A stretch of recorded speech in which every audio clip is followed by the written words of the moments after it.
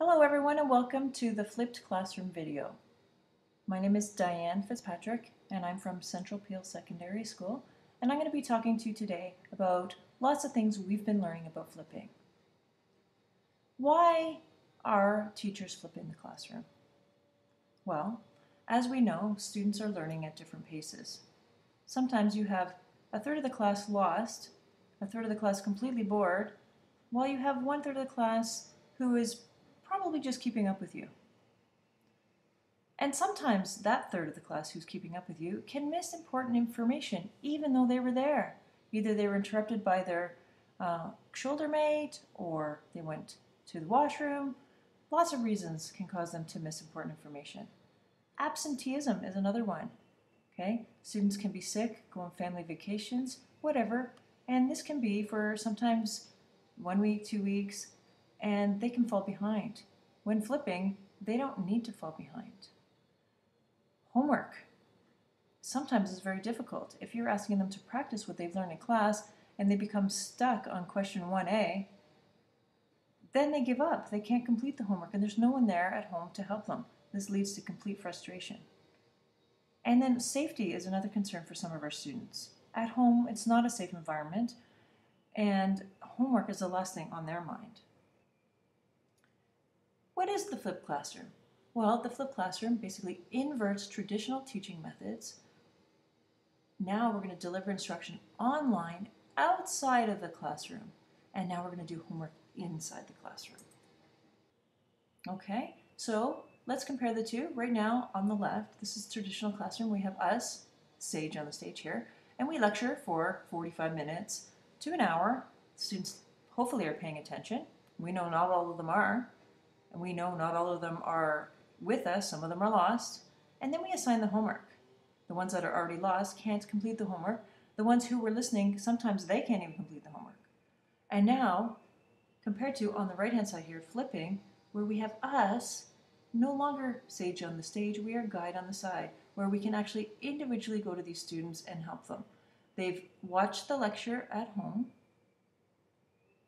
or have learned the material at home. And in class now, we're doing the homework where they can get some help.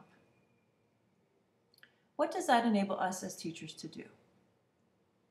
Teachers can work one-on-one with students every single day. This is the key thing that I really like. No longer can the students pretend to be paying attention, but now you're going to go see every single one of those 32 students in your class and work with them and help them. With that time, we can create dynamic and engaging interactive environments by including more and more activities. We can work with individuals and small groups every single day. And sometimes we may need to revisit concepts, and we can do that. Now we have the time in class to do that, and we don't have to revisit it for every student. It can be the ones that need the help. Truly differentiating our environment. What does flipping enable the students to do? Well, there's a real long list here. Students, one of my favorite is they can pause, rewind, and rewatch the lesson. Truly learning at their own pace. So I discussed all of the students who were lost in your class. Now they can listen to you over and over again and completely understand the material. If they were absent, they can watch the video at any time. They can access the content anywhere on any device at any time.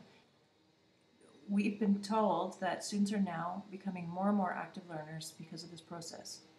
They have the expert, that's us, with them in the classroom when they're actually trying to do the work. Instead of at home, where mom and dad forget calculus and they don't know how to do it, they can actually now have the calculus expert with them, or whatever your subject is. They can help each other. They can work ahead if they're proficient. They are in full control of their learning. No longer are they sitting there in class waiting for you to move on to the next thing or hoping that you don't move on to the next thing. And again, if it's exam time or a test, they can rewatch that material anytime during the year and receive the same quality instruction they received the first time. They become more accountable. They become less frustrated. And they get instant feedback from us. Yes, that's great. You're doing it right. Keep going. Or no, you're not doing it right. Here, let me show you.